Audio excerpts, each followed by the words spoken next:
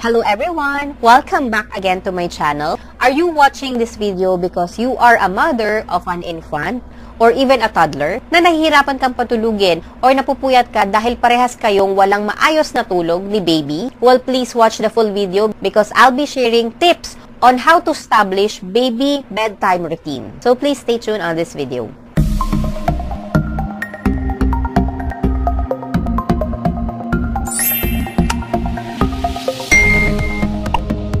But first, before I start this vlog, this video is based on my personal research, personal experience. If you want to know more in detail about this topic, about this vlog, please ask your doctor.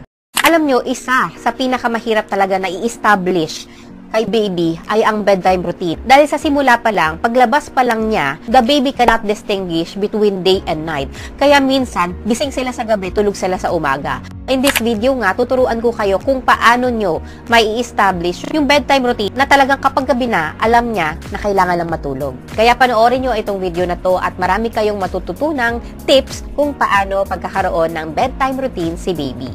Alam nyo, tayo namang mga adults, kahit tayo ay meron ding mga bedtime routines na kapag bago tayo matulog, ay kailangan na natin magpalit ng pajama, mag-toothbrush before going to bed.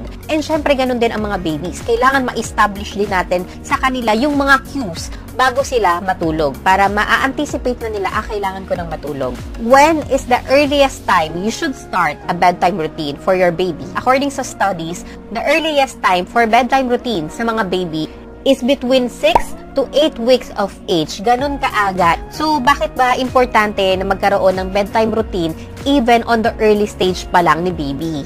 Kasi matuturuan mo daw sila ma-develop yung natural circadian rhythm nila or yung natural sleep pattern nila. You also help them to differentiate between day and night, and kapag gabi doon lang matutulog ng mahaba. And syempre, ito na rin yung sleep training mo sa kanila para malaman na nga nila yung bedtime routine nila at early age. How to establish a baby bedtime routine. Number 1 is time if right. Ibig sabihin, parang hahanap ka daw or ilalag mo yung oras kung kailan siya mahabang matulog. Ito yung tinatawag na longest sleep stretch of night. Alamin mo kung anong oras siya mahabang matulog. And ilalag mo yon daily. Tapos, kapag nalaman mo na kung anong oras siya mahabang matulog, or anong oras siya mag-i-start antukin, yun na yung magiging constant time mo bago mo patulugin si baby.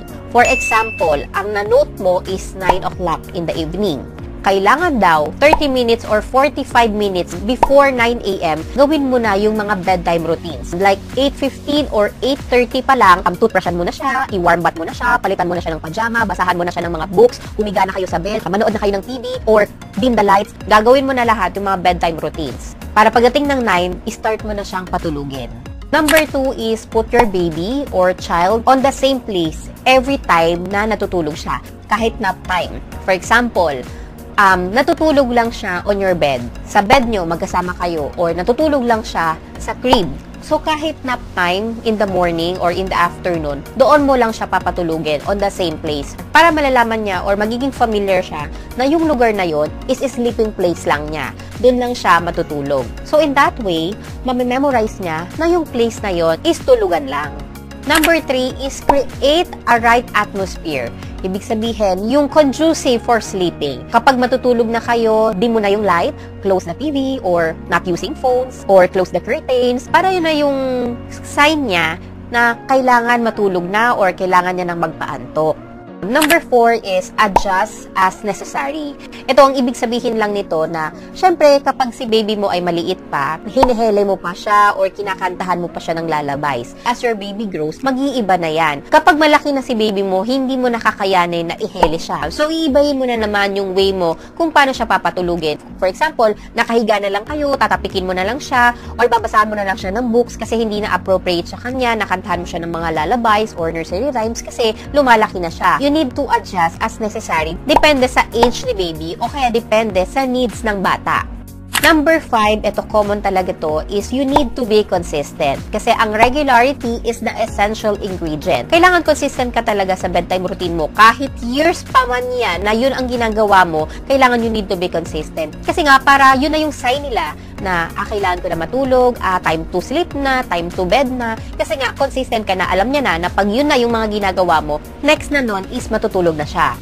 And last tip to establishing a bedtime routine is to create a shorter nap routine. Kailangan talaga kapag hapon is nap time lang. Kasi kapag humaba na, umabot na ng 3, 4, 5, 6 hours na natutulog siya sa hapon, mahihirapan na yan matulog sa gabi. Kaya kailangan i-minimize mo lang yung oras niya sa pagtulog sa hapon. Pag sinabing nap time lang talaga. Kung sakaling ikaw, mami, ay nahihirapan gisingin si baby, magparamdam ka na gigisingin mo na siya, like open the lights, open the curtains, pwede ka nang manood ng TV, para medyo maingay-ingay na. In that way, medyo magigising-gising mo na siya, mapuputol mo na yung tulog niya. Medyo mahirap sa simula kasi parang kawawa naman na ang sarap-sarap ng tulog, tapos gigisingin mo. Hindi lang ito para sa'yo, para din to kay baby, para hindi rin siya mahirapan matulog or gumawa ng tulog sa gabi. Ito nga yung tinatawag na you need to establish a bedtime routine. So, kasama yun. Sa experience ko, yun yung pinakamahirap na part na gigisingin mo si baby or puputulin mo yung tulog niya sa hapon. Pero ngayon, na 2 years old na yung anak ko, na-establish na talaga namin yung bedtime routine. Ang pagiging consistent din daw sa sleep routine is help your baby to stay asleep. Na even nagigising sila in the middle, kaya nilang bumalik ng tulog. And syempre, kapag maayos ang tulog, hindi siya nade-disturb, you also help your baby to learn many lessons or memorize kung ano man yung mga itinuturo mo sa kanya. Kasi nga, he or she has enough sleep. And syempre, yung way din na ganito, yung pagiging consistent, is ito na rin yung magiging bonding nyo after a long day. Yung mga times na habang tinatapik mo siya, or binabasahan mo siya ng libro, or nagkakentuhan kayo bago kayo matulog sa gabi. So, parang routine nga talaga siya. And at the same time, bonding and way mo to relax. So, kung kanina na i-share ko sa inyo kung paano ini-establish yung bedtime routine. Ngayon naman, ang i-share ko sa inyo, ano yung mga best way or pattern na pwede nyong gawin to have a best bedtime routine. Ito yung mga gagawin mo bago matulog si baby. Number 1, syempre, is soothing warm bath. Warm water yung ipapaligo mo sa kanya. Kasi warm water is induce sleep power. Maliban doon, you can use mild soap or lotion with chamomile or lavender scent, nakakatulong din yan. And ako, effective yung lavender scent. Kapag gabi, iba din talaga yung bath wash na ginagamit ko sa kanya, yung lavender scent. Kasi nga, it helps the baby to fall asleep. Number 2 po, ito effective din ito sa akin. Papadidehin mo siya bago siya matulog. Kahit ano, mami, even breastfeeding man yan or milk formula, basta isa rin sa sinasuggest nila is kailangan busog daw si baby. Nakadede or nakainom ng gatas bago siya matulog. Para hindi siya magigising in the middle of the night kasi nga gutom, or para na rin mapahaba mo yung tulog niya kasi hindi siya makakaramdam ng gutom. Pangatlo, pwede kayong magbasa ng mga books or tell a story, pero in a manner of quiet and calm voice. As in, yung parang nagkikwento ka na patulog na mahinahon lang yung boses mo. Number 4 na nakakatulong din daw is a gentle massage. Alam niyo po ba na ang pag-massage sa mga infant ay nakakatulong upang ma-release ang mga melatonin hormones or yung hormones na pampatulog? Number 5 is singing lullabies. Ito naman is para sa mga infant. Yung pagkanta nyo ng lullabies or nursery rhymes on a soft voice can help your baby to fall asleep. And lastly na nakakatulong din para sila ay makatulog na is to say a predictable word. Like for example, good night, I love you, sweet dreams, sleep tight. Yung mga ganung words, a predictable word na kapag narinig nila, ang ibig sabihin lang doon, kailangan ko nang matulog.